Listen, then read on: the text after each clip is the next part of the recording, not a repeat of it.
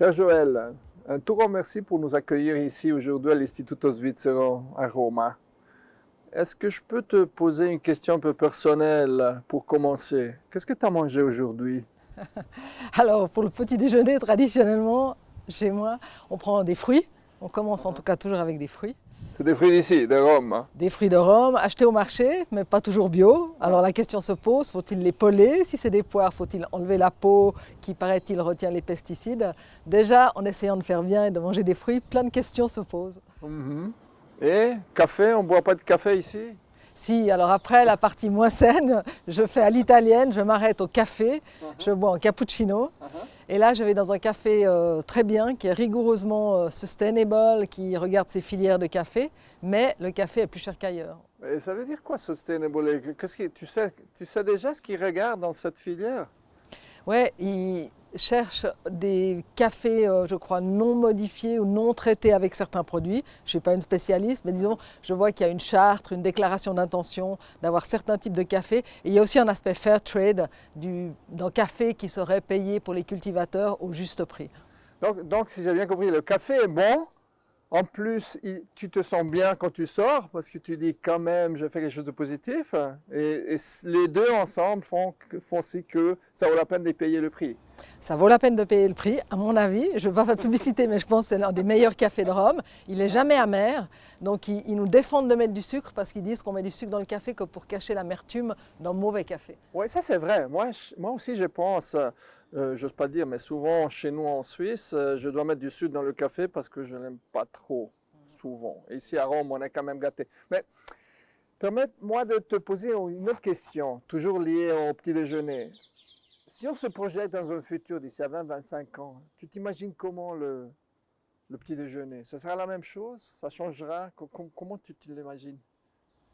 Je ne sais pas, le rapport à la nourriture est tellement archaïque, tellement empreint aussi de notre éducation.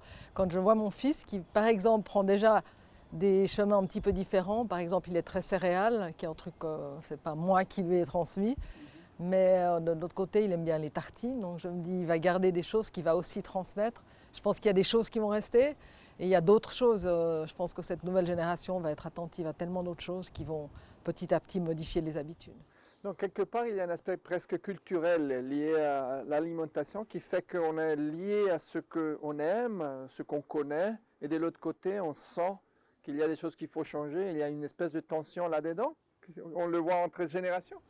Je pense qu'il y a une grande tension. D'ailleurs, on dit souvent maintenant que tous les gens qui veulent manger sain sont sous pression parce que c'est très difficile à réussir tout le temps. Donc on est partagé ou déchiré entre des envies de bien faire pour soi-même, pour son corps, pour la nature et des émotions, des ressentis qui nous font aller vers les fameuses nourritures de confort, comfort food comme disent les Américains. Ah, ça c'est intéressant.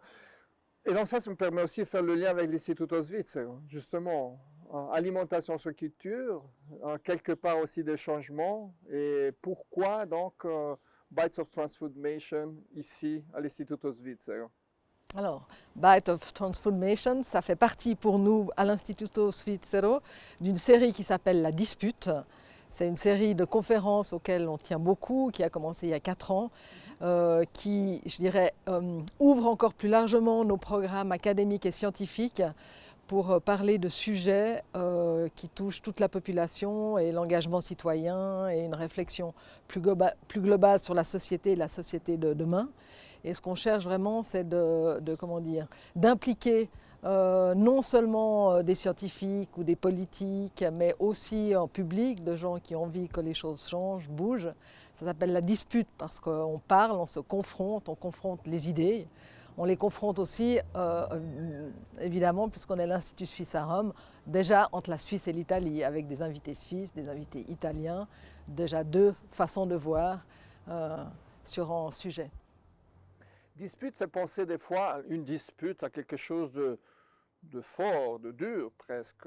La tradition suisse a mené ici a quelque chose à voir, c'est-à-dire la dispute, notre système de fonctionnement aussi en Suisse, c'est la recherche du compromis, ça passe toujours par des discussions. C'est dans ce sens-là, là, une dispute qui nous amène à un accord à la fin ou comment tu le vois?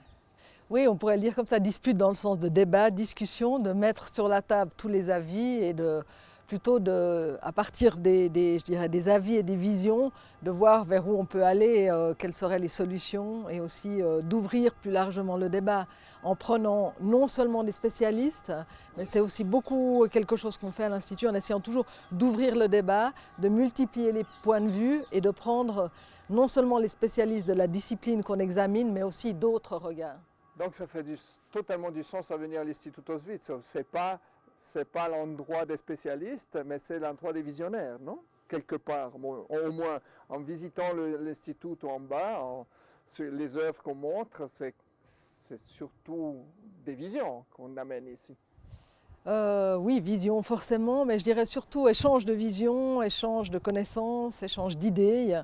On aime bien dire que comment dire, tous nos participants, puisque l'Institut est avant tout aussi un lieu d'accueil pour des résidents, sont des jeunes gens généralement, puisqu'ils ont moins de 40 ans, qui veulent avoir un impact sur le monde de demain. Pour nous, c'est très important. Et c'est très important que ce soit des gens qui ont une vision du monde et qui soient prêts à la partager avec d'autres, à la partager avec des gens qui ne sont pas sur les mêmes thématiques ou les mêmes disciplines qu'eux, c'est-à-dire arrêter de penser en silo ou d'être, comment dire, rassurés par les gens du même domaine que soi, mais vraiment se confronter, par exemple pour les artistes aux scientifiques ou par exemple pour les scientifiques aux artistes. Joël, tu as fait la meilleure présentation de Bites of Transformation que j'ai jamais entendue. Moi, je ne pourrais pas faire la même chose. C'est vraiment, c'est exactement ça ce qu'on cherche de faire. C'est pas évident parce que quand on parle de futur des systèmes alimentaires, derrière, il y a des questions de pouvoir, questions d'habitude, questions de culture, des cultures qui peut-être sont souvent en confrontation aussi. Et trouver une voie commune vers un futur, c'est pas si évident que ça. Et l'idée de commencer par des visionnaires jeunes qui se projettent, qui veulent déjà changer, qui sont déjà prêts à un changement, parce que normalement les êtres humains ne sont pas prêts au changement aussi facilement que ça, c'est une bonne porte d'entrée. Et alors, encore une fois, je te remercie de nous accueillir ici, pas seulement ce matin pour cette discussion, cette petite interview, mais pour l'ensemble de la dispute qui fait que c'est un grand pas important pour nous dans ce processus de changement qu'on vient d'entamer. Un tout grand merci. Avec grand plaisir.